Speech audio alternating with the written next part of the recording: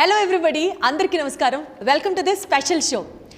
జనరల్గా ఒక సబ్జెక్ట్కి 360 యాంగిల్ ఉంటుంది. నటనలో కానీ, యాక్టింగ్లో కానీ, సినిమాకి సంబంధించి కానీ ఒక 360 డైవ్ ఇన్ చేయాలి అని అంటే ప్రాబబుల్లీ ఆ హీరోకి ఇది అసలు వెన్నతో పెట్టిన విద్య అనిపిస్తూ ఉంటుంది. బీయింగ్ ఇట్ కామెడీ కానీ, ఎమోషనల్ రోల్స్ ప్లే చేయడంలో కానీ, ఇప్పుడు కాస్త రగ్డ్గా, మాసీగా, కొంచెం విలనిస్టిక్గా, రౌడీజంతో కూడా కనిపించాలి అని అనుకుంటే డెఫినెట్లీ మనందరికీ ఇప్పుడు తట్టే పేరు is none other than Naresh garu, alias Allari Naresh గారు. హలో నరేష్ గారు. హలో అండి, ఎలా ఉన్నారు? చక్కగా ఉన్నాను సార్, మీరు ఎలా ఉన్నారు? సూపర్గా ఉన్నానండి. సార్, బేసికల్గా నరేష్ గారు అని అనగానే అల్లరి నరేష్ అన్న ఒక ట్యాగ్ మీతో పాటు మీ కెరియర్లో, మీ జర్నీలో ట్రావెల్ అవుతూ ఉంటుంది. కానీ ఈ మధ్య మీరు కొంచెం అల్లరి నరేష్ నుంచి సీరియస్ నరేష్గా కనిపిస్తున్నారేంటి సార్? అలాగేం లేదండి, అంటే అసలు యాక్టర్గా అన్ని చేయాలి కదండి.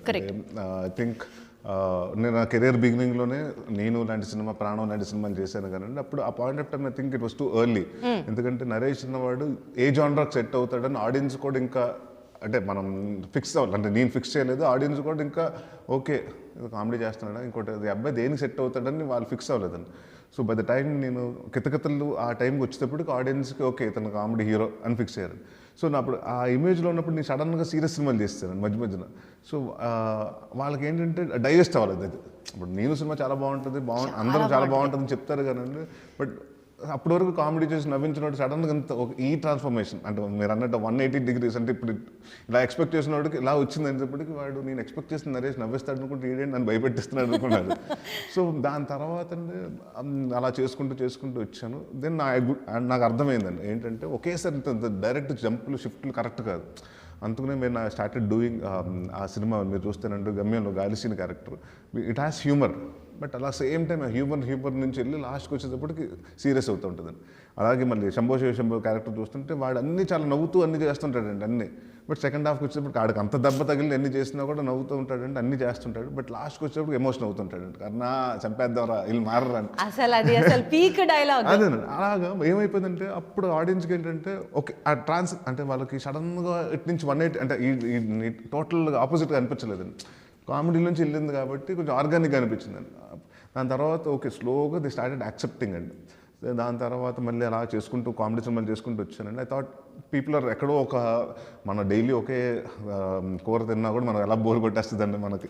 అలాగే ఐ థింక్ ప్రాబ్లీ బికాస్ 2006 నుంచి 2012-14 మధ్యన అంటే దాదాపు నేను 30-40 సినిమాలు సంవత్సరానికి 6 సినిమాలు 8 సినిమాలు అలాగే రిలీజ్ అయిపోతూ ఉండేయండి.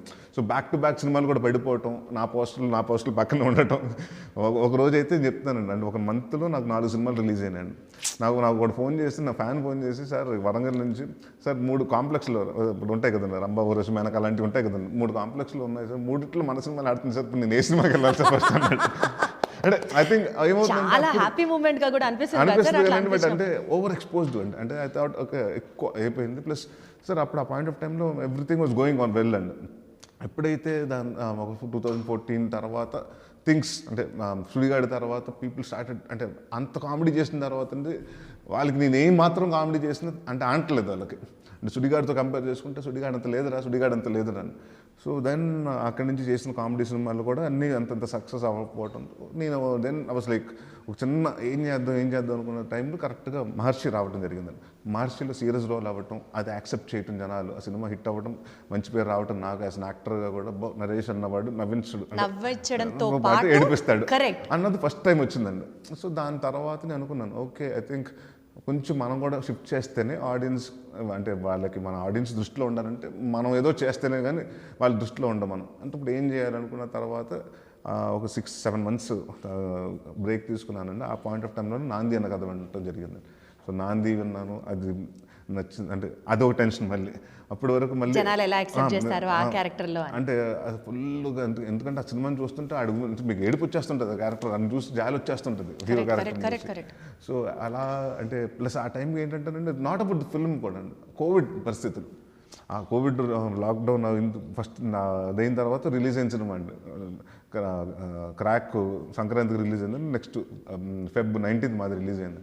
సో భయం ఏంటంటే 50% ఆక్యుపెన్సీ ఉంది. 50% ఆక్యుపెన్సీలో ఈ సినిమాలో ఆ టైంలో అందరికి ఏంటంటే ఆల్రెడీ చిన్న భయంతో ఉన్నారు, బయటకు వస్తే కోవిడ్ వెళ్తాం ఎంత సేఫ్ అన్నది, చిన్న మాస్కులు పెట్టుకున్నా అన్ని చేసుకున్నా కూడా, అంటే మన కూరగాయల షాపులకు వెళ్ళటం అవి వేరు, సినిమా అంటే మనం వెళ్ళి ఎక్కడ తెచ్చుకుంటాం అని ఒక చిన్న భయం ఉంటుంది కదండి. ఎందుకంటే మనకు ఎస్పెషల్లీ ఆ టైంలో ఎక్కువ డెత్స్ కూడా జరిగినాయి కదండి. సో ఇట్ వాజ్ లైక్ అందరు హెల్త్ ఇష్యూస్ ఎఫెక్ట్ అవడంతో చిన్న భయం ఉంటుందండి. బట్ ఆ 50% ఆక్యుపెన్సీలో కూడా 50% ఓపెనింగ్ 100% ఓన్ చేసుకున్న తర్వాత నాకు అనిపించిందండి ఓకే అని. సో ఇంకా దాని తర్వాత ధైర్యం వచ్చింది, ఓకే ఇది కూడా చేయొచ్చు మనం, కామెడీయే కాదు కొంచెం సీరియస్గా చేసినా కూడా చూస్తారని. దెన్ వి స్టార్టెడ్, అంటే అది కూడా మరి రెగ్యులర్ సినిమాలు చేస్తే కాదండి, కొంచెం డిఫరెంట్ సినిమాలు చేద్దామని మారేడుమల్లి ప్రజానీకం, దాని తర్వాత ఉగ్రం కానివ్వండి, ఇప్పుడు బచ్చలమల్లి కానివ్వండి, మన నా స్వామి రంగా కానివ్వండి అన్ని. ఈ బచ్చలమల్లి ట్రైలర్ చూసిన తర్వాత నరేష్ గారు మీరు చెప్పరు, స్టెప్ బై స్టెప్ కెరియర్ గ్రాఫ్లో the better version of Naresh కనిపిస్తున్నాడు మాకు అని మాకే అనిపించింది చూస్తూ ఉంటే. Better version of your self comparative to the past projects. ఈ సినిమా మీరు చేయడానికి ఈ పర్టిక్యులర్ బచ్చలమల్లి అనే క్యారెక్టర్ మిమ్మల్ని ఎంత ఇన్స్పైర్ చేసింది? What is that you going to show to the public ఈ క్యారెక్టర్ ద్వారా?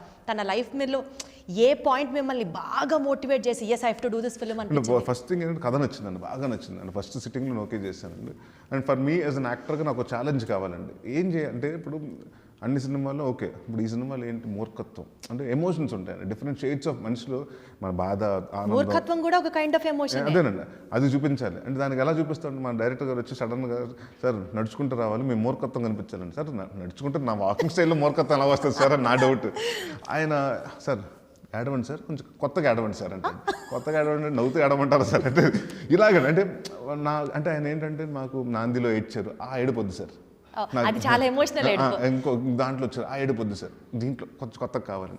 పచ్చమల్లి ఎక్కువ ఏడవాడు సార్, ఆడ కంట్లో అంటే చిన్న నీళ్ళు తిరిగినట్టు ఉండాలి కానీ బట్ బలబలా కాలిపోతున్నట్టు ఉండకూడదు.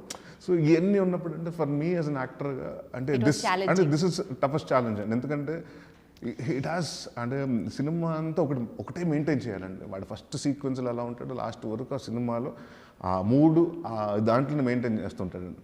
సో అది నాకు కష్టమైందండి, అంటే మెయింటైనింగ్. ఎందుకంటే మీ సినిమా అంటే ఒక ప్రాసెస్లో జనరల్గా ఏంటంటే 30-40 డేస్లో షూటింగ్ ఒకేసారి అయిపోతే ఆ మూడ్లో ఉంటాం. మేము ఫస్ట్ డిసెంబర్లో షూటింగ్ చేస్తామండి, దాని తర్వాత మళ్ళీ బ్రేక్ ఇచ్చి మళ్ళీ ఫిబ్రవరిలో చేస్తాం, మళ్ళీ దాని తర్వాత గడ్డం కోసం ఒక 4-5 months బ్రేక్ ఇచ్చి మళ్ళీ మే నుంచి స్టార్ట్ చేస్తామండి. సో ఈ టైంలో ఏమవుతుందంటే 19th సీన్ ముందు చేసి ఉండొచ్చు, ఇప్పుడు 20th సీన్ చేస్తున్నాం. సో అండ్ ఈ సినిమా కూడా 95 and 2005, సో 2 వేరియేషన్స్ అండి. 95లో ఉన్నప్పుడు కొంచెం యంగ్గా ఉండాలి, 2005కి వచ్చినప్పుడు కొంచెం ఎల్డర్లీగా ఉండాలి. ఆ వేరియేషన్ చాలా అండి. ప్లస్ దాంతో అంతకుని మేము కూర్చొని ఏం చేసామంటే ముందు బాడీ లాంగ్వేజ్, అంటే నాకు మా డైరెక్టర్ గారు ఏం చెప్పారు, ఉగ్రం సినిమా చూసి చేద్దాం. ముందు సినిమా చూసి సార్ ఉగ్రంలో మీరు చాలా స్టిఫ్గా ఉన్నారు, పోలీస్ ఆఫీసర్ కదా, ఆ క్యారెక్టర్ మీరు అది ఓకే సార్, బట్ దీంట్లో అలా ఉండకూడదు సార్, మందు తాగేసి గొడవలు పడిపోయాడు, తాగేసి చిన్న కొట్టినప్పుడు కూడా తూలుతూ కొట్టి ఇలా ఉండాలండి. చిన్న లూజ్ బాడీ లాంగ్వేజ్, కొడితే పంచి కొడితే ఎగిరిపోయేది కాదండి, చాలా లూజ్ కొడతారు చూడండి సార్, అలా కావాలి. ర్యాష్గా అంటే అసలు పట్టించుకోకుండా ఒక మూర్ఖుడు కేర్లెస్ కొడతారు చూడండి, అలా ఉండాలని చెప్పారండి. సో విత్ దాట్ వి అంటే ఒక డిజైన్ చేసుకుని ఇలా ఉండబోతుందని. సో బట్ నాకు తెలిసి ఎక్కువ వేరియేషన్స్ అండి, చాలా సినిమాల్లో చేశాను కానీ యాక్టింగ్లో నేను ఎక్కువ వేరియేషన్ చేసిన సినిమా ఇదండి. 100% అండి. కేర్లెస్గా టూ మచ్ ఆఫ్ యారగెంట్గా ఉన్నది, మళ్ళీ లవ్ ఉంటుంది, మళ్ళీ ఎమోషన్ ఉంటుందండి, చిన్న మళ్ళీ డ్రామా ఉంటుంది ఫ్యామిలీ తోటి, మళ్ళీ చిన్న అంటే హీరో ఫన్ చేయడు కానండి, నా క్యారెక్టర్ ఫన్ చేయడు కానండి, బట్ చుట్టుపక్కల చిన్న 2-3 సీక్వెన్స్లు ఫన్ ఉంటుందండి. సినిమాలో అరుదుగా నవ్వుతాడు, 1-2 చోట్ల నవ్వుతాడు. బచ్చలమల్లి నోడు నవ్వడు అసలు, అండ్ బచ్చలమల్లి ఏడవడు, కానీ లవ్ చేస్తాడు, గట్టిగా లవ్ స్టోరీ అయితే ఉంది. అండ్ వాడు మారడండి ఎవరి కోసం, అంటే వాడు ఏంటంటే వాడు అనుకున్నది ఏంటంటే నాకు నచ్చిందే చేస్తాను, అంటే నువ్వు నా లైఫ్లో ఉండాలనుకుంటే ఉండు, లేదంటే వెళ్ళిపో, నాకు అవసరం లేదు, నన్ను వద్దనుకున్నాను ఎవరు నాకు వద్దనుకునే రకం ఉండదు. సో బచ్చలమల్లికి నరేష్ గారికి నిజ జీవితంలో అంటే మీరు ప్లే చేసిన రియల్ క్యారెక్టర్కి ఏమైనా డిఫరెన్స్ ఉందా, లేకపోతే ఏమైనా కనెక్షన్ ఉందా? అట్లా ఒకే ఒక కనెక్షన్ ఉంది. అంటే నేను చాలా ఫాస్ట్గా జనాలు నమ్ముతాను, బట్ నాకు ఎప్పుడైనా ఏదన్నా అవతల వాడు నన్ను అడ్వాంటేజ్ తీసుకుంటున్నాడు, ఏదో ఒకటి నన్ను తీసుకుని చేసాడని తెలిసింది అనుకోండి, కట్ ఇంకా అంటే బ్లాంక్ అయిపోతుంది అండి. ఆడు మొహమ్మద్ ఇలా ఎదురు కూర్చున్నా కూడా నేను చూసినా కూడా చూడనట్టు వెళ్ళిపోతుంటాను. అంతేగాని ఎందుకు నాకు ఇలా చేసావు ఫోన్ చేసి ఉండదండి. నేను డైరెక్ట్గా ఇంకా అవునా చేశాడు ఇంకా అంతే, కట్ అంటే కట్, ఇంకా అడవం అంటే నాకు ఆ మనిషి వద్దు జీవితం, అతని వల్ల so no drama, no acting, nothing. Nothing అండి. ఫోన్ చేసేసి ఏడుపులు పడబబ్బులు, రే నువ్వు ఎందుకు చేస్తావు, నేను అంత చూసేస్తాను అంత ఆ లోపల ఇగో ఎట్లా సాటిస్ఫై అవుతుంది నరేష్ గారు? మనం ఏదైనా మనల్ని ఎవరైనా చీట్ చేశారని తెలిసినప్పుడు we have to give them కాదండి. బ్యాక్. అంటే అది చెప్తాను కదా, when you know other person is negative energy, why do want keep it అండి. అదొకటి అది మనకు రబ్ అవుతూ ఉంటుందండి. మీరు నమ్ముతారా ఈ ఎనర్జీ కాన్సెప్ట్ అంటే ఎనర్జీ అంటే కాదు కదండి, మాటలలో కూడా మన అన్నీ అయిపోయినా ఇవన్నీ ఉంటాయి కదండి. అంటే మనకు తెలిసిపోద్ది కదండి, అది పాజిటివ్గా మాట్లాడుతున్నాడు, పొగుడుతూ మాట్లాడుతున్నాడా, లేకపోతే మనల్ని వ్యంగ్యంగా మాట్లాడుతున్నాడు, మన పోకింగ్గా మాట్లాడుతున్నాడు తెలిసిపోతుంటుంది కదా.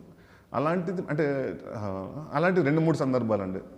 ఫ్రెండ్స్లో కూడా కట్ చేసిన సందర్భాలు ఉన్నాయి. నిజమా? నిజంగా అసలు ఇంత మెచ్యూరిటీ అనిపిస్తుంది మీతో మాట్లాడుతుంటే. అంటే you think so much backdrop అని అనిపిస్తుంది. బికాజ్ మిమ్మల్ని సీన్ మీద కామెడీ చేస్తూ అల్లరల్లరుగా this version of Naresh is what we know. But otherwise also మీరు ఇంత దాన్ని ఏమంటారు, చాలా మెచ్యూర్డ్గా హ్యాండిల్ చేస్తారు రిలేషన్ని. No drama, no fighting. నాకు వన్ థింగ్ అంటే నాకు వెరీ షార్ట్ టెంపర్ పర్సన్ అండి. చాలా మంది తెలియదు. సడన్గా అంటే నేను కోపం చాలా అరుదుగా వస్తుందండి. ఎప్పుడన్నా ఒక ఈ 57 డేస్లో చేస్తే ఒక్కసారి ఏదో వచ్చిందండి. ఏం చేశారు నరేష్ గారు అప్పుడు?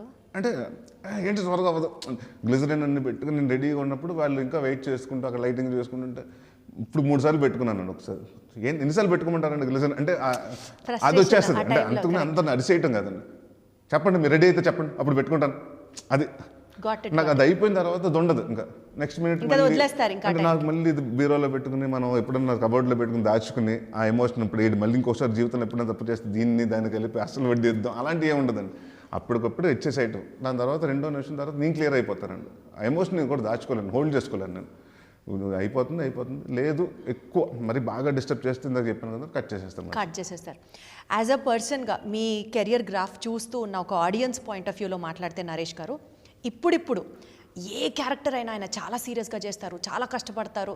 ఒక రకమైన రెస్పెక్ట్తో కూడిన నమ్మకం కలిగింది ఆడియన్స్కి మీ మీద. ఆ ఆడియన్స్లో సపోజ్ నేను కూడా ఉన్నాను అనుకొని ఆనెస్ట్గా మీకు మాట్లాడితే, ఈ పాయింట్ ఆఫ్ టైంలో అస్సలు నరేష్ గారికి ఒక బ్లాక్ బస్టర్ హిట్ పడాల్సిందే. ఈ సినిమాతో హిట్ కొట్టాల్సిందే. ఆ టైం అనిపిస్తుంది చూసారా, gut feeling for everybody what they feel, ఇది హిట్ కొట్టాల్సిందే అని అనుకున్న టైంలో సుబ్బు గారిని మీరు డైరెక్టర్గా సెలెక్ట్ చేసుకోవడానికి గల రీజన్ అంటే మీరు ఏమైనా అనాలిసిస్ చేసుకున్నారా? ఈ పాయింట్ ఆఫ్ టైంలో ఈ సినిమా సుబ్బు బాగా చెప్పాడు, మనం చెయ్యాలి, బాగా తీస్తాడు, డైరెక్టర్ మీద ఒక కాన్ఫిడెన్స్, ఈ సినిమా చేయాలి. అదే కదండి. ఇక్కడ ఇప్పుడు చాలా మంది కొత్త డైరెక్టర్తో చేస్తానండి. ఎలా అతను ముందు అంటే ఇప్పుడు సుబ్బు గారు కనీసం అంటే ఆయన 2వ సినిమా అండి, సోలో బ్రతుకు సినిమా చూశాను నేను. సో నాకు తెలుసు ఆయన అంటే ఎలా తీయగలుగుతారో, ఎలా హ్యాండిల్ చేయగలుగుతారో. 30-40 crores బడ్జెట్ సినిమా హ్యాండిల్ చేశారు. 60 crores బడ్జెట్ ఆయన హ్యాండిల్ చేయగలిగారు. సో నాకు ఐఎమ్ వెరీ కాన్ఫిడెంట్ అప్పుడు ఎగ్జిక్యూషన్. కథగా చెప్పినప్పుడు ఒకరు బాగా చెప్తారు, కొందరు తీయలేకపోతారు, కొందరు కథ బాగా చెప్పలేకపోతారు, బాగా తీయగలుగుతారు. So it's all about depending on director అండి. ఇప్పుడు కృష్ణ దగ్గరికి వచ్చినప్పుడు అమెరికా నుంచి వచ్చాడండి, ఒక సినిమాకి అప్రెంటిస్గా పనిచేసాడంటే అసలు అతనికి మేకింగ్ గురించి, ఫిల్మ్ ఇండస్ట్రీ గురించి తెలియదు. కథ చెప్పాడు, నచ్చింది, చేశాడు. సో ఇప్పుడు అతను బాగా తీస్తాడా అంటే అంటే దాదాపు నా కెరియర్లో 30-38 మంది కొత్త డైరెక్టర్తో చేశానండి. కొందరు చెప్పినప్పుడు చాలా బాగా చెప్పారు, కొందరు తీయలేకపోయారు, కొందరు అస్సలు అంటే చాలా తడబడుతూ చెప్తుంటారు కదా, కానీ ఎక్స్ట్రాడినరీగా తీసుకున్నారండి. So it's all about believability అండి. మన కథ నచ్చితే దాన్ని బట్టి మనం వెళ్తామేనండి. సో ఇది ఫస్ట్ నాకు నచ్చింది అంటే కథ నచ్చిందండి. దాని తర్వాత సుబ్బు గారి మీద ఆల్రెడీ సినిమా చేస్తున్నారు కాబట్టి I'm very confident about. So మనకి 2వ రోజు 3వ రోజు అంటే మనం ఏదైతే చెప్తున్నాడో అంత బాగా తీస్తున్నాడు, ట్రాన్స్లేట్ అవుతుందా. మనకు చెప్పినప్పుడు చాలా డీటెయిల్గా చెప్తుంటాం కదండి, అదే డీటెయిల్ మనకు స్టోరీకి వచ్చేటప్పటికి 2.5 గంటల్లో 2 గంటల సినిమాలు మన పాటలు ఉంటాయి, ఫైట్లు ఉంటాయి, ఇన్ని దప్పటికి అంటే మనకు ఆల్మోస్ట్ ఒక 1 hour 45 minutesలో చెప్పేయాలి మన కథ మొత్తం ఉంది. సో అది కరెక్ట్గా చేస్తానంటే 2వ రోజు 3వ రోజు అంటే నేను చెప్తాను కదండి, ఎంత బాగా చెప్పాడు అంతే బాగా తీసాడు సుబ్బు గారు. సూపర్, అసలు heartfully wishing you all the best అండి. ఎందుకంటే డెఫినెట్లీ ఇది సక్సెస్ అయ్యి తీరాలి అని అనిపించింది ట్రైలర్ చూసిన తర్వాత, అవుతుంది కూడా. అంటే మోర్ దెన్ మీ అంటే సుబ్బు గారు కదా, ఎందుకంటే ఎక్కడో ప్రతి ఒక్కరు కష్టపడి ఊరి నుంచి వచ్చి అసిస్టెంట్ డైరెక్టర్గా జాయిన్ అయ్యి ఇంకో చోటకి వచ్చి ఒక అవకాశం చూసుకుంటే సుబ్బు గారిది కూడా సోలో బ్రతుకు బాగుంటుందండి సినిమా. బట్ అదేంటంటే first cinema to be released in Covid అండి. కాబట్టి అప్పుడు అంటే బాగా రావాల్సిన కలెక్షన్ అప్పుడు 10 కోట్లు వచ్చిందంటే ఇప్పుడు రిలీజ్ నార్మల్ టైం అంటే మన కోవిడ్ లేకపోతే మంచి హిట్ అయ్యేదండి సినిమా. సో కోవిడ్ రిస్ట్రిక్షన్స్లో ఫస్ట్ సినిమా అది అవ్వడంతో వాళ్ళు అనుకున్న మార్క్ రీచ్ అవ్వలేకపోయారండి. బట్ అక్కడి నుంచి ఆ కసితోటి 2 సంవత్సరాల నుంచి అదే చెయ్యాలి, కొట్టాలని నేను చెప్తాను కదండి, తుని ఆయన సొంత ఊరు తుని పక్కనేనండి. మీ అన్నవరంలో స్టే చేసామండి. ఆయన వైఫ్ అప్పుడే షీ డెలివర్డ్ బేబీ కరెక్ట్గా మీ సినిమా స్టార్ట్ చేసి 1 వీక్ ముందు ఆయనకి పాప పుట్టిందండి. నేను అన్నాను ఏంటంటే పాప అంతగానే పెట్టుకున్నారు, మీ ఊర్లో పెట్టుకున్నారు, దగ్గరగా ఉంటుందండి. నేను అడుగుతుంటే కాదండి, నాట్ ఈవెన్ 1 డే అండి. షెడ్యూల్ స్టార్ట్ అయినప్పుడు ఏదైనా గ్యాప్ ఉంటే అప్పుడు త్వరగా ప్యాకప్ అయితే అప్పుడు వెళ్ళి ఒక అరగంట కనిపించేసి వచ్చేసేవాడు కానండి. Use to come SIT with assistant director, రేపు సీన్ ఏంటి, ఎలా తీయబోతున్నాం, కెమెరామెన్కి వచ్చేప్పటి బ్లాక్ సో అంటే నేను అన్నాను కాదు సార్ ఇంటికి పాప దగ్గరికి వెళ్ళొచ్చు కదా, ఇంట్లో ఉండొచ్చు కదంటే సార్ నెక్స్ట్ 30 సంవత్సరాల దాకా నేనే చూసుకోవాలి సార్, ఇంట్లోనే ఉంటుంది కదా సార్, ఎప్పుడైనా చూసుకుంటే ఇది బాగుంటేనే సార్ తను రేపు బాగుంటుంది, నాకు ఈ కెరీర్ ఎక్కడ బాగుంటేనే నాకు లైఫ్లో తను నేను బాగా చూసుకోగలుగుతాను. సో అంటే నాకు అది అనిపించింది అంటే ఒక డైరెక్టర్కి అంత అంటే ఛాన్స్ చాలా తక్కువ వస్తుందండి, అవకాశాలు చాలా తక్కువ వస్తాయి.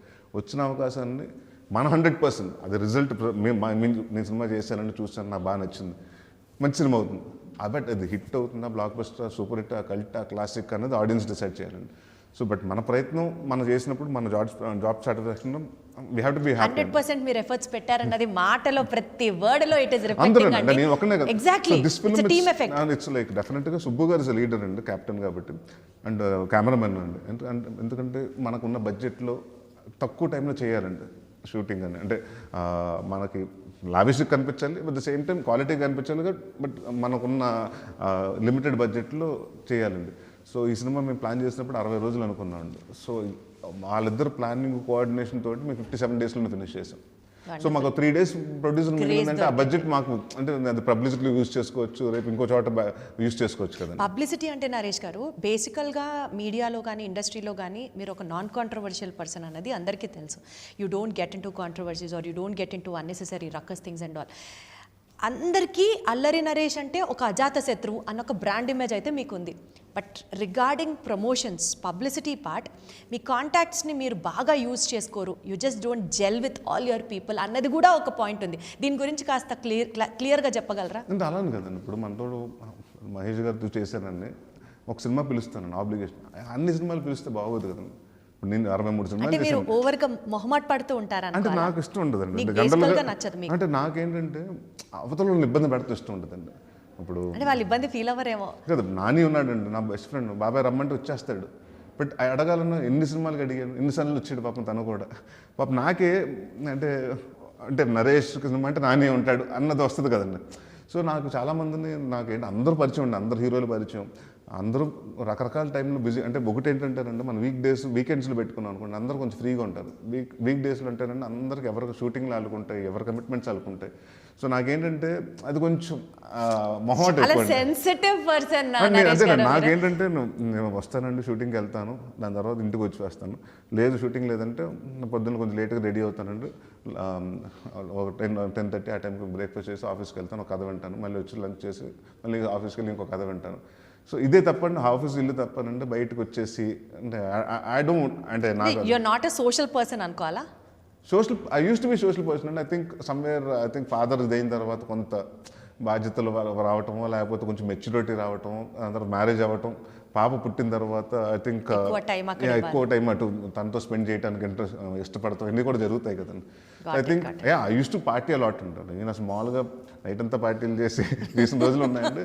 ఐ థింక్ ఒక పాయింట్కి వచ్చేటప్పటికి అంటే నా ఒక మా ఫ్రెండ్ వాళ్ళ మదర్ అడిగిందండి నన్ను, అమ్మ నువ్వు మీరు సినిమా వాళ్ళు నీ సినిమా పోస్టర్లో కనిపించాలి కానీ పేజ్ 3లో ఎక్కువ కనిపిస్తున్నాను అంది. దట్ హిట్ మీ హార్డ్ అండి. అంటే ఆవిడకి అంటే నువ్వు you are supposed to be visible only on poster, but are you visible everyday in page 3 news పేపర్లో అంటే నాకు కరెక్టే కదా, అంటే నేను కూడా ఎక్కువ వెళ్తున్నాను, ఎక్కువ అవుట్ గోయింగ్ అయిపోయాను అని. అది బ్యాక్ సీరియస్ దట్ స్టార్టెడ్ అండి, దట్స్ ద థింగ్. నేను ఫాదర్ ఇది అవ్వటం, దాని తర్వాత నా మ్యారేజ్ అవ్వటం, మా బ్రదర్ది నాది అంతా అవ్వటం, కొంచెం బాధ్యతలు వచ్చేటప్పటికి మనకు డెఫినెట్గా కొంచెం అంటే ఏజ్ పెరుగుతుంది కదండి, మెచ్యూరిటీ కూడా అవుతుంది కదా. ఈ బచ్చలమల్లి క్యారెక్టర్లో అండి మీ లుక్ గురించి మాట్లాడితే స్పెసిఫిక్గా సార్, బేసికల్గా ఒక్కొక్క సినిమాకి ఒక్కొక్క లుక్ని ఎక్స్పోజ్ చేయడం అన్నది as an artist you have to do that. ఈ పర్టికులర్ క్యారెక్టర్లో రగ్డ్ లుక్ మీరు చూపించేసరికి కొత్తగా ఉన్నాడు is one part of the story, Pushpa 2లో అల్లు అర్జున్ గారు లుక్ లాగా ఉన్నారు is the other part of the story. Audience దగ్గర నుంచి వచ్చే ఈ comment whether you would personally take it as a comment or compliment, ఎందుకంటే మీరు కష్టపడి లుక్ ప్లాన్ చేసి ఉంటారు, క్యారెక్టర్కి సూట్ అయ్యేటట్టు ప్లాన్ చేసి, టక్కన ఆ పుష్ప లుక్ అన్న వెంటనే మీకు ఎలా అనిపిస్తుంది? అదేనండి ఇప్పుడు జనరల్గా కోర్ట్ రూమ్ డ్రామాస్ ఉన్నాయి అనుకోండి, వరుసగా కోర్ట్ రూమ్ అంటే మన చూసింది ఇది చూసింది అంటారు. మీరు ట్రై టు కంపేర్ అండి. ఫస్ట్ కోర్ట్ రూమ్ ఇప్పుడు వరుసగా మనకు తెలియకుండా జరుగుతుంటాయండి. వరలక్ష్మి క్యారెక్టర్ సినిమాలు అన్ని తర్వాత సినిమా తను చేసిన కోర్ట్ రూమ్ డ్రామాస్ వచ్చినాయండి. లేకపోతే హీరోస్ ఒకసారి ఆ టెంపరు ఆ టైంలో అన్ని పోలీస్ క్యారెక్టర్లు వచ్చినాయండి, అందరూ సీరియస్ పోలీస్ క్యారెక్టర్ చేయటం. సో ఇప్పుడు ఇది దీనికి పుష్పకు కానివ్వండి, దసరాకు కానివ్వండి, ఇప్పుడు పుష్ప చేసినప్పుడు కూడా అన్నారు, దసరా చేసినప్పుడు కూడా పుష్ప అన్నారు, ఇప్పుడు బచ్చలమల్లి చేసినప్పుడు కూడా పుష్ప అన్నారు. ఎందుకంటే Pushpa become that massive figure కాబట్టి it's become a benchmark ఆ క్యారెక్టర్. ఎందుకంటే అప్పటి వరకు బన్నీ అన్నవాడు చాలా ఎనర్జెటిక్గా చేసినాడు, ఫస్ట్ టైం డీగ్లామరైజ్ చేసుకుని తను చేశాడు, టోన్ డౌన్ చేసుకుని అని చాలా చేశాడండి. సో ఇదేంటంటేనండి మూడు ఒకే టైం లైన్లో జరిగేదండి. ఇప్పుడు దసరా అన్నది ఒక 80s 90s మధ్య జరిగేదండి. పుష్ప కానివ్వండి, బచ్చలమల్లి కానివ్వండి 90sలోనే జరుగుతుందండి. 95లో 2005లో జరిగే కథండి ఇది.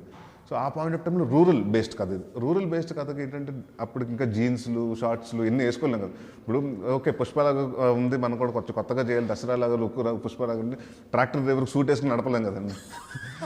వాడు ఎలా బిహేవ్ చేస్తాడు, వాడు ఎలా ఉంటాడు అంతే కదా. లేకపోతే షార్ట్స్ వేసుకుని మోడల్గా హే యో అని చేయలేడు కదండి. సో దాట్స్ అంటే design character it's rural characters కాబట్టి అంటే అన్ని దగ్గర రూరల్ క్యారెక్టర్ అవటం.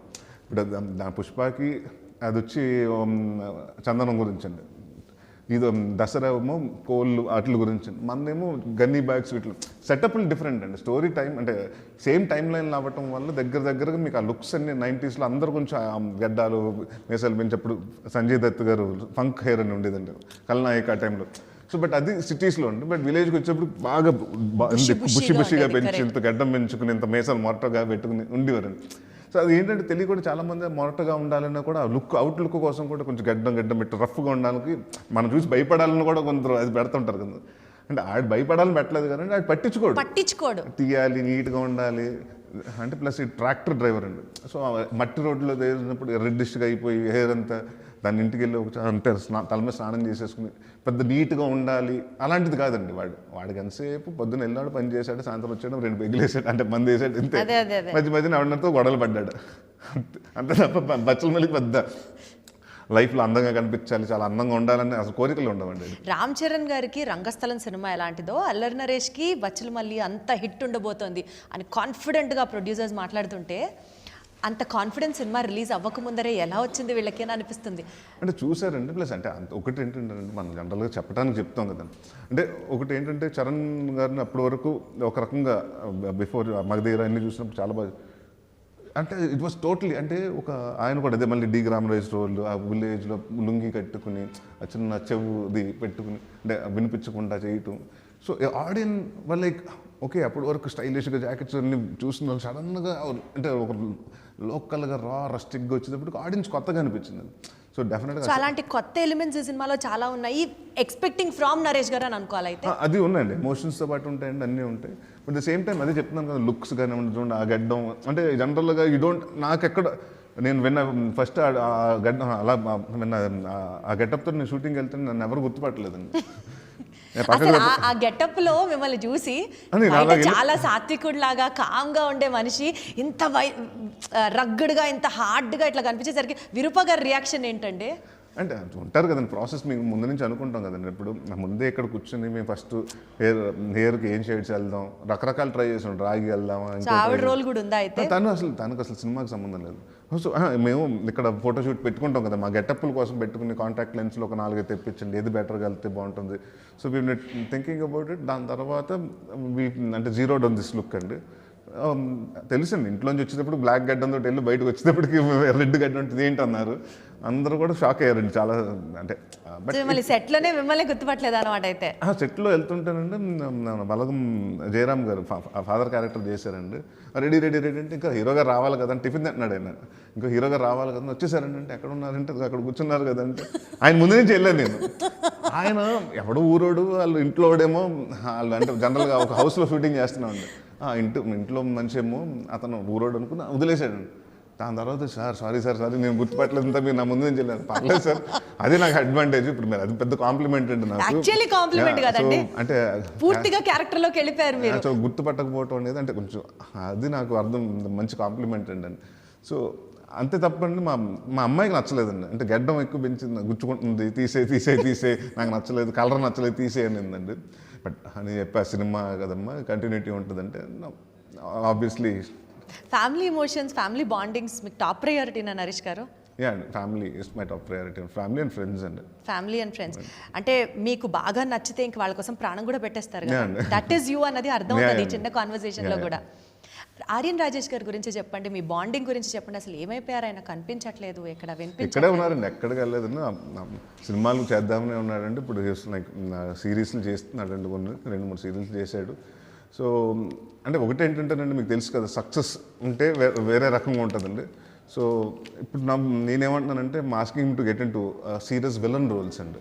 అంటే ఇప్పుడు ఎందుకంటే యంగ్స్టర్స్కి చాలామంది యంగ్ హీరోస్ ఉన్నారండి, వాళ్ళందరికీ యంగ్ విలన్స్ లేరు. మనకి ఇంకా 45, 50 ఇయర్స్ 60 ఇయర్స్ వల్ల పెడుతున్నాం కదండి.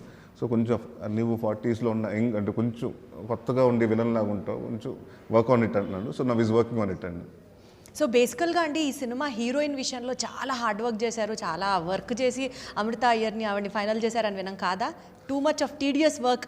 ఎవరు హీరోయిన్ అవ్వాలి, ఎవరు హీరోయిన్? లేదు, ఫస్ట్ నుంచి అనుకున్నప్పుడే ఫస్ట్ అమ్మాయి ఆల్రెడీ అంటే హనుమాన్ కంటే ముందు 3 సినిమాలు చేసిందండి, తెలుగు సినిమాలు చేసింది. సో మనకు అమ్మాయి ఐడియా ఉందండి అమృత అని. అప్పుడే హనుమాన్ కూడా జరుగుతుందండి, ఆ ప్రమోషన్స్ అన్నీ కూడా జరుగుతున్నాయి. మనం మీ అనుకున్న కాస్టింగ్ టైంలోనే వాళ్ళు చెప్తే అప్పుడు ఫస్ట్ నుంచి నాకు ఆయనకి ఏంటంటే, సార్ నాకు అమ్మాయిని చూస్తుంటే గ్లామరస్గా కాదు సార్, అమ్మాయిని చూస్తుంటే ఆ అమ్మాయి ఏదైనా చిన్న ఏడుస్తుంటే మనకు ఏడుపు రావాలి. ప్లస్ మీరు అడిగారా? నేను కదండి, డైరెక్టర్ గారు అండి. నేను అసలు హీరోయిన్స్ మనకు సంబంధం లేదండి. అంటే ఎవరైనా టెక్నీషియన్స్, ఎందుకంటే నేను ఇప్పుడు ఎడిటర్ ఉంటాడండి, నేను ఎడిటింగ్ రూమ్లో నేను ఉండను. సో ఆయనకి ఏంటంటే ఆయన ఎవరు కంఫర్టబుల్ అని పెట్టుకుంటాడు, కెమెరామెన్ ఆయన కంఫర్టబుల్, కెమెరామెన్ డిఓపి, ఎందుకంటే నాకు ఈ ఫ్రేమ్ కావాలంటే ఆయన చేసుకుంటాడు, అలా ఉంటుందండి. సో మనం ఎప్పుడు డైరెక్టర్కి ఇవ్వాలండి ఆ ప్రయారిటీస్, ఎందుకంటే ఎక్కువ ట్రావెల్ అయ్యేది వాళ్ళు. ఇప్పుడు విశాల్ చంద్రశేఖర్ గారు ఉన్నారు, నేను ఆయన 2-3 సార్లు కలిసాం కానండి. బట్ ఎప్పుడు సిట్టింగ్స్లో కూర్చునేది ఆయనే, ఆర్ఆర్లో కూర్చునేది 3 నెలలు దాదాపు ఆయన ఆర్ఆర్తో కూర్చున్నారు. సో వీ డోంట్ ఇంటరాక్ట్ అండి. సో దెమ్ వాళ్ళిద్దరికి ఎవరికైతే డైరెక్టర్ కన్వీనియంట్ అయితే వాళ్ళు కనుక. సో అలాగే ఆ ప్రాసెస్లో అమృత అంటే చెప్పారు, అంటే తను ఏంటంటే ఏం లేదు సార్, సిటీలో ఉన్న విలేజ్లో ఉన్న అమ్మాయిలు అందరికీ వచ్చినది ఉంటుంది, చిన్న ఇన్నోసెన్స్ ఉంటుంది. అట్ సేమ్ టైం ఈ అమ్మాయికి ఏంటంటే నేను ఎప్పుడైనా కలకత్తా వెళ్ళిపోయి సెటిల్ అయిపోవాలి, సిటీలో సెటిల్ అవ్వాలి, నేను ఇక్కడ అది అంటే ఎక్కడైనా అంతే కదండి. ఇప్పుడు మన ఊర్లో చాలా మంది ఆంధ్ర నుంచి హైదరాబాద్ వెళ్ళాలి, విజయవాడ అంటే క్యాపిటల్ వైజాగ్లో సెటిల్ అవ్వాలి, కొంచెం విలేజ్లో కాకుండా సిటీలో ఉండాలి అన్నది ఉంటుంది కదా మనిషి. అలాంటి మనిషి అండి. సో మాకు అలాంటిది అమ్మాయి కావాలనుకున్నప్పుడు అమృత అనుకున్నాం. దాని తర్వాత అమ్మాయి ఖర్చు చెప్పడం జరిగిందంటే that's how we even before Hanuman I think we started shooting for this film అండి. 2026లో సుడిగాడు 2 అని మీరు అనౌన్స్ చేశారు. బట్ ఆనెస్ట్లీ అండి ఆ విషయానికి జనాలు హ్యాపీ ఉన్నప్పటికీ కూడా శంభో శివ శంభో పార్ట్ 2 ఎప్పుడు రిలీజ్ అవుతుందా, ఏ కర్ణా చంపేద్దాం ఈ డైలాగ్ ఎంత ఇప్పుడు కూడా మనం మాట్లాడుకున్నాం కదా. So can you expect even Shambho Shiva Shambho sir? లేదండి, శంభో శివ శంభో అంటే ఇప్పుడు అప్పటికిప్పటికి 2000 ఎప్పుడండి అది 2009లో వచ్చిందండి సినిమా. ఇప్పటికి దాదాపు 14-15 ఇయర్స్ అండి. Everyone has change now. So probably ఆ సముద్రగాని గారు తీసుకొచ్చి డెఫినెట్గా మళ్ళీ అదే ఏదో ఆ రీయూనియన్ లాగా ఏదైనా ఇంకొక